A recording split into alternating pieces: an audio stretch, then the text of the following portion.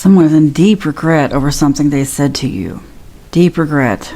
I regret what I said. Holding you back. Wake up call. Because something has happened since then. They've had a conversation recently that reminded them of something they said to you. They came into your mind. Someone came into your mind if it's for you. Maybe more than one person. But they said something that showed their lack of knowledge. Their ignorance of a certain situation. Their lack of education. They feel like that's why you outsmarted them. Had a wake-up call. Suddenly they're like, oh no, they were smarter than me all along. That's them thinking that about you. Because now they realize they were holding you back. They might have even said something over text, something you can prove. Anyway, they feel like they held you back and they've had a big wake-up call about it. If someone did to them what they did to you, they would make that person live to regret it. But they don't want to do that to you. But they're hoping for mercy from you. They know they don't deserve it. Wake-up call. Really, when I tell you there's a wake-up call, I keep getting a blazing fire, like their thoughts are on fire. Something is just making them think about you. They feel like they're being punished because now they can't stop. All they do is think about you. It's like something recurring. A song playing over and over. Not ready to give up, connected to you. You need to move on, thinking of you. Wow. Connected to you, thinking of you, still thinking of you. That's what I mean. Something is making them think of you. Like pushing a button. That's what I just got. Like someone sitting in a chair and they're doing okay, and then like, I don't know, there's some kind of buzz sound, and it jolts them and they have to think about you again. It's like it keeps happening. That's how it feels to them. It feels like they're startled, or like a buzz, like a jolt. But you need to move on, even though they still feel connected to you and not ready to give up. That's the connection in their heart. Although they have considered, what would it be like if they just contacted you or saw you? I feel like this is a continuation. If you follow me, I might post these slightly out of order, but the readings tend to come like in parts. I feel like the same energy moving through. This person has thought about orchestrating a meeting. I've gotten that so much lately. You know what it is? I just got this too. As I say that, this came out in the last reading. We are just so on our phones. We have just moved society so much to being on devices. Even if you still work at a place where you have to go to work, like you're dealing with other people in this society who don't. And I feel like that's what's going on here. It's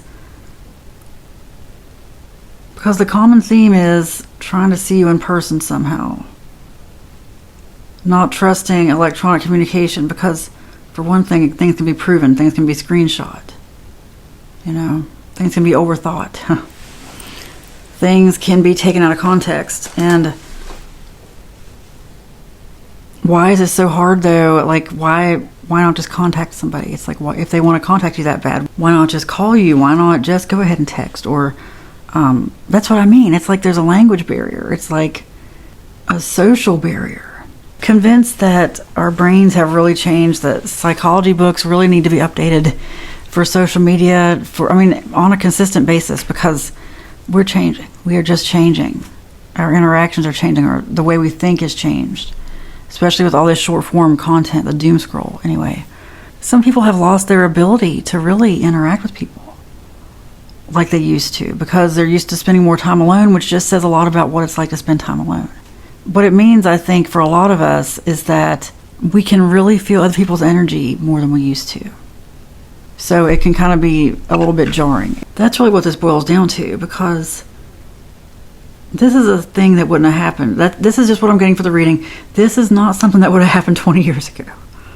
Whatever's going on here, this communication gap, because a lot of these readings, it's like, if they really feel this way, why won't they contact you?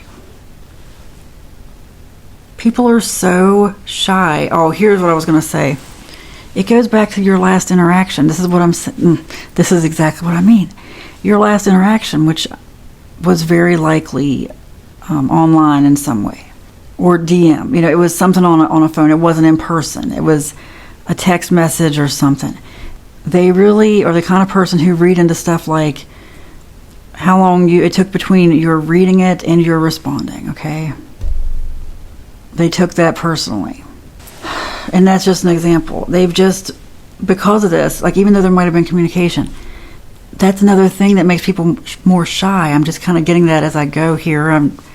I realize, because when I talk about this stuff, it's like I'm asking for higher knowledge. I'm putting out a frequency where I'm asking for higher knowledge. So I get it as I'm talking to you. And knowing that I'm going to upload this video, sometimes this stuff comes through even more because you're supposed to hear it too.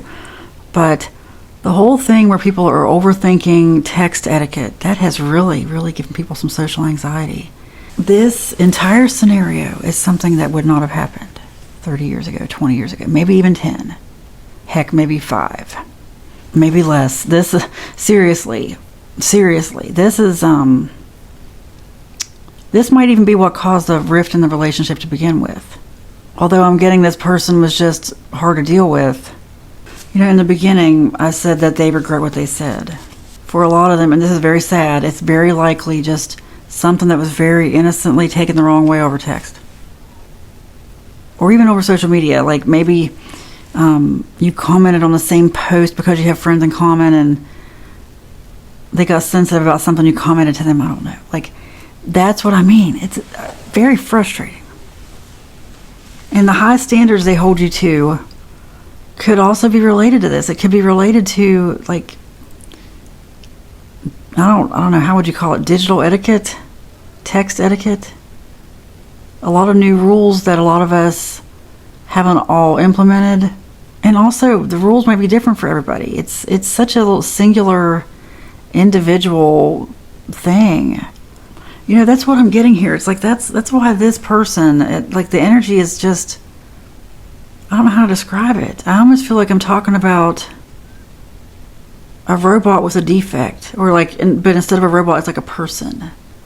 But do you know what I mean? Like a line of code that's off, which really, if you think about it, that's what a lot of these things are. Like we have these missing genes, the MTHFR gene and all that stuff. You can look that up if you want to know what it means. But doesn't have to be like the genetic coding that you're born with or whatever. Our brains are always just changing. This person isn't perceiving things right. They're not perceiving things right. They are paranoid in their head over things they shouldn't be in their head about. I feel very bad for them. It's weird though, because it moves in feelings for me, and I just can't understand this person. Not that I ever really can understand these people, but there's just something about this I can't identify, and I'm neurodivergent, okay, and I'm getting this person is too. This person's just been deeply affected by something. This person, that they've had some changes in the past few years. And even trauma can alter your brain. Yeah, things can alter your brain chemistry. That's what I'm getting, like an altered brain chemistry. Anyway, I feel like I'm supposed to go to the last deck here. What do you need to know?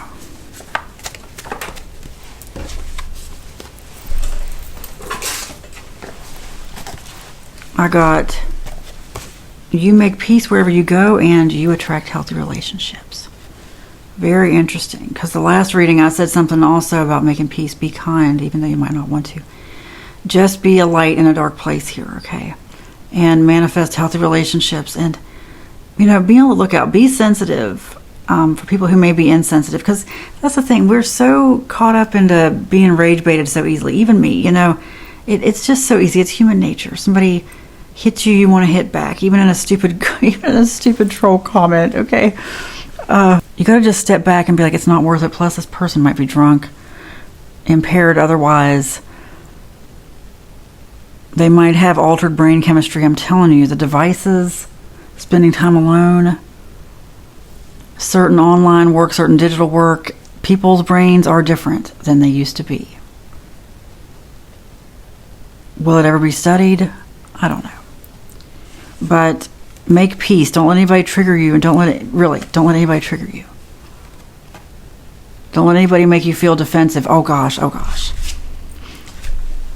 Nothing about paranoia. People with paranoia accusing you of stuff you didn't do, it can make you feel very angry. I don't know about you. I've had that occur more than once with people. And I can tell you, the second person it occurred with, I had a very short trigger when it came to that, to being accused of stuff like, and I think it's because of what I dealt with the previous situation.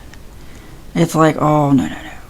Just the waste of time, like beating your head against a wall, trying to convince someone that you didn't do something that you never would have done. I mean, you can't prove something you didn't do most of the time. It's hard to prove that at times. And anyway, that's what I'm getting, a very frustrating energy here, because maybe you've gone through it too, and I can't be the only one. Sometimes you go through something, and then later you get a whiff of it again, and you're just like, oh, no. Done. Not doing that. Don't let this person trigger you. May you attract peace, peaceful relationships, and healthy relationships.